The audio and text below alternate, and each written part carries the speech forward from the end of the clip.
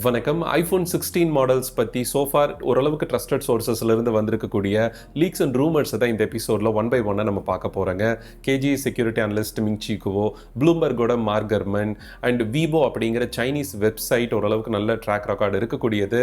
And ட்விட்டரில் பார்த்தீங்கன்னா நம்மளுக்கு சோனி டிக்சன் அப்படிங்கிறவங்க இந்த iPhone 16 leaks CAD drawings base பண்ணி ஒரு ப்ரோட்டோடைப் ஃபோட்டோவையும் வந்து ரிலீஸ் பண்ணியிருக்காங்க. அதை பற்றியும் நம்ம இந்த எபிசோடில் பார்த்துருவோம். ஃபர்ஸ்ட் இதோட ரிலீஸ் டேட் அப்படின்னு பார்த்துட்டிங்கன்னா ஒவ்வொரு வருஷமும் நம்மளுக்கு ஃப்ளாக்ஷிப் ஐஃபோன் மாடல்ஸை மிட் ஆஃப் த செப்டம்பரில் தான் ஆப்பிள் வந்து ரிவியல் பண்ணுவாங்க.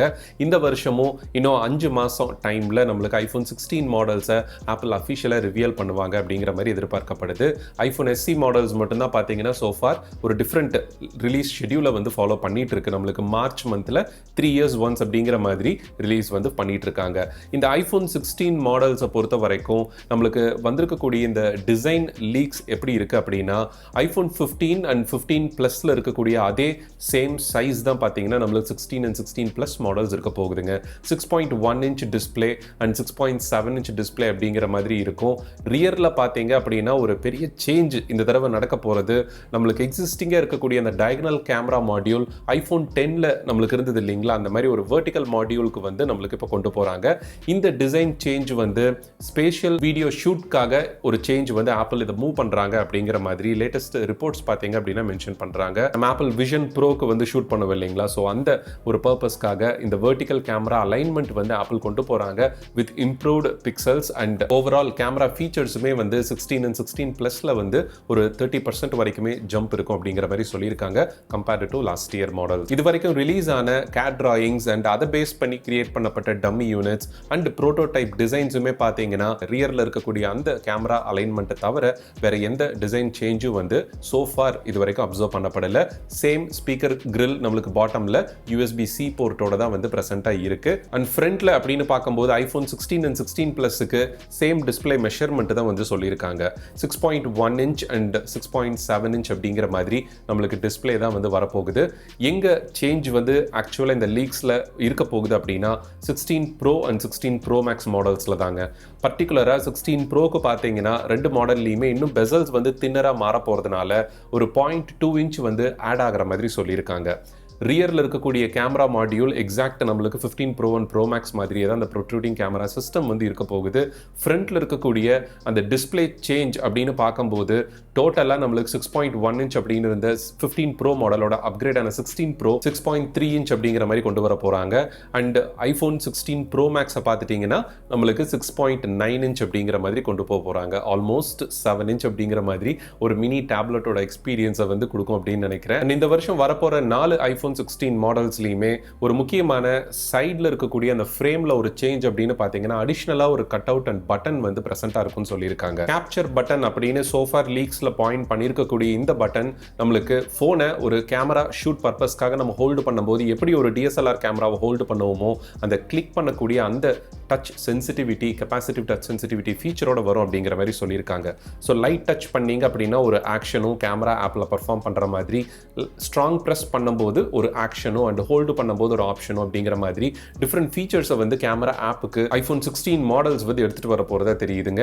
இந்த கட் அவுட் பார்த்தீங்கன்னா நம்மளுக்கு சைடில் பவர் பட்டன் இருக்கு இல்லைங்களா, ஒரு சைட் பட்டன் சொல்லக்கூடிய ரைட் சைடில் ஃபோனில் இருக்கக்கூடிய அதுக்கு கீழே கொஞ்சம் டிஸ்டன்ஸில் இந்த பர்டிகுலர் கட் அவுட் வரும் அப்படின்னு சொல்லியிருக்காங்க.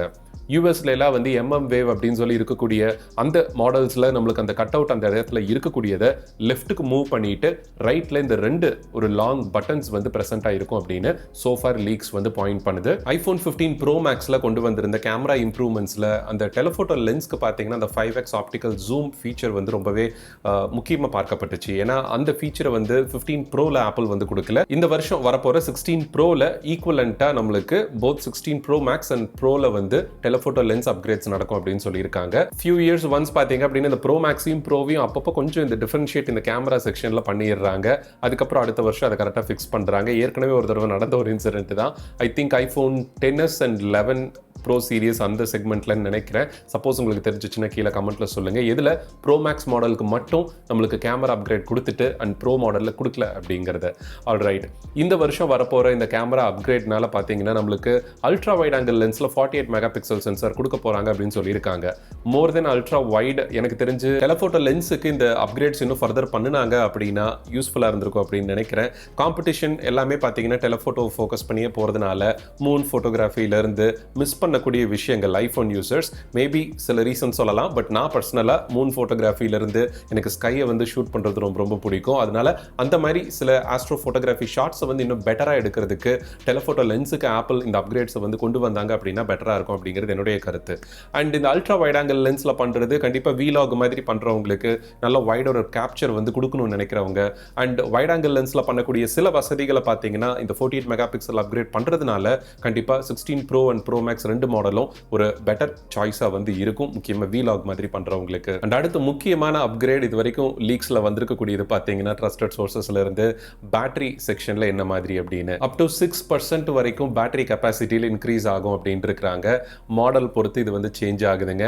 ஐஃபோன் ப்ளஸ் மாடல்ஸ்க்கு மட்டும் பார்த்தீங்கன்னா இந்த தடவை ஆப்பிளுக்கு என்ன கோவமோ தெரியல. ஈவன் 15 ப்ரோ மேக்ஸை விட 15 ப்ளஸ் நல்ல ஒரு பேட்டரி பேக்கப் பர்ஃபார்மன்ஸை கொடுக்குது அப்படிங்கிறதுனால இந்த ஆல்வேஸ் ஆன் டிஸ்பிளே இல்லாததுனால டிஸ்பிளேவோட பவர் கன்சம்ஷன் டிஃபரன்ஸ் இருக்கிறதுனால ப்ளஸ் மாடல் பார்த்தீங்கன்னா நல்ல ஒரு பேட்டரி பேக்கப் வந்து எனக்கு பர்சனலாக கொடுத்துட்டு இருக்கு. 1.5 days அப்படிங்கிற அந்த ஒரு பேக்கப்பை மேபி 15 ப்ரோ மேக்ஸில் அந்த ஒரு விஷயத்தை நோட்டீஸ் பண்ணிட்டு ஆப்பிள் இந்த வருஷம் எக்ஸிஸ்டிங்காக இருந்ததை விட அப் டு 9% -9% பார்த்தீங்கன்னா ப்ளஸ் மாடலில் பேட்டரி கெப்பாசிட்டியை குறைச்சிருக்காங்க. 15 மாடலை பொறுத்த வரைக்கும் நம்மளுக்கு 6% பேட்டரி வந்து ஜம்ப் இருக்குங்க. அண்ட் ப்ரோ மாடலில் 16 ப்ரோவில் வரப்போகிறதுல 2.5% வந்து ஜம்ப் இருக்குன்னு சொல்லியிருக்காங்க. அண்ட் ப்ரோ மேக்ஸ் மாடலில் பார்த்தீங்கன்னா எக்ஸிஸ்டிங் இருந்த பேட்டரி கெப்பாசிட்டியை விட நம்மளுக்கு +5% வந்து இன்க்ரீஸ் இருக்கும் அப்படின்னு இருக்கிறாங்க. இது ரொம்ப கம்மிங்க. ஆக்சுவலாக இன்னுமே கொஞ்சம் ஆட் பண்ணியிருந்துருக்கலாம். பட் அகைன் அது பார்த்தீங்கன்னா ஃபோனோட வெயிட்டை வந்து ஓவரால் அஃபெக்ட் பண்ணும். லாஸ்ட் இயர் தான் நம்மளுக்கு டைட்டானியம் பாடியில் மூவ் ஆனதுக்கப்புறம் 20 கிராம்ஸ் வரைக்கும் லாஸ்ட் 14 சீரிஸோட கம்பேர் பண்ணும்போது ப்ரோ மேக்ஸில் வெயிட்டை வந்து குறைச்சி காமிச்சாங்க. இந்த வருஷம் இதனால வெயிட் வந்து இன்க்ரீஸ் ஆகிறதுக்கு வந்து சான்சஸ் இருக்கு. ஒரு 5 to 6 கிராம்ஸ் வரைக்கும் வெயிட் வந்து டிஃபரன்ஸ் இருக்கும் அப்படின்னு நான் பர்சனலாக நினைக்கிறேன். பார்ப்போம். என்னதான் இருந்தாலும் இந்தியாவில் அதோட ப்ரைஸ் பார்த்தீங்கன்னா 1,60,000 அப்படிங்கிற மாதிரி தான் 256 ஜிபிக்கு ஸ்டார்டிங்கே ஆகுது. ஃபியூ மந்த்ஸ் விட்டு தான் சிலர்லாம் வந்து அப்கிரேட் பண்ணுற மாதிரி இருக்கும்னு நினைக்கிறேன். நான் பர்சனலாக நெக்ஸ்ட் இயர் வந்து ப்ரோ மேக்ஸ் வந்து ட்ரை பண்ணலான்னு இருக்கேன் இந்த வருஷம் எண்டில் ரிலீஸ் ஆகும்போது. பட் மேபி யூஏஇலேருந்து பர்ச்சேஸ் பண்ணுவேன் அப்படின்னு நினைக்கிறேன். இப்போவே அப்கிரேட் பண்ணலான்றதுட்டு கொஞ்சம் பிளான் பார்த்தீங்கன்னா சேஞ்ச் பண்ணியிருக்கேன். 15+ வந்து என்னோட யூசேஜுக்கு இப்போதைக்கு கரெக்டாக இருக்குது. பட் வீடியோ பர்பஸ்க்காக நெக்ஸ்ட் நான் 16 ப்ரோ மேக்ஸ் வந்து போகிறதுக்கு சான்சஸ் அதிகம். ஸோ நீங்கள் அப்கிரேட் சைக்கிளில் இருக்கீங்க அப்படின்னா எந்த மாடலுக்கு சூஸ் பண்ணுவீங்க அப்படிங்கிறதையும் கீழே கமெண்ட்டில் மென்ஷன் பண்ணுங்கள். சப்போஸ் ஐஃபோன் 16 மாடல்ஸ்க்காக வெயிட் பண்ணுறீங்க அப்படின்னா இவ்வளோ தாங்க இது வரைக்கும் வந்திருக்கக்கூடிய தகவல். அண்ட் ப்ரைஸில் பார்த்தீங்கன்னா எந்த சேஞ்ச் இது வரைக்கும் லீக்ஸ் அண்ட் ரூமர்ஸில் மென்ஷன் பண்ண கிடையாது. இன்னும் 5 மாதம் டைம் இருக்குது. அதனால டைம் க்ளோஸர் ஆகும்போது நம்ம ஃபர்தர் என்ன சேஞ்ச் வருது அப்படிங்கிறத பார்ப்போம். இந்த தகவல் ஓவரால் உங்களுக்கு ஓரளவுக்கு பயனுள்ளதாக இருந்திருக்கும் அப்படின்னு நினைக்கிறேன். அப்கிரேட் பண்ணணும் அப்படின்னு நினைக்கிறவங்களுக்கு மீண்டும் அடுத்த எபிசோடில் ஒரு யூஸ்ஃபுல்லான டாப்பிக்கோட உங்களை வந்து சந்திக்கிறேன். நன்றி, வணக்கம்.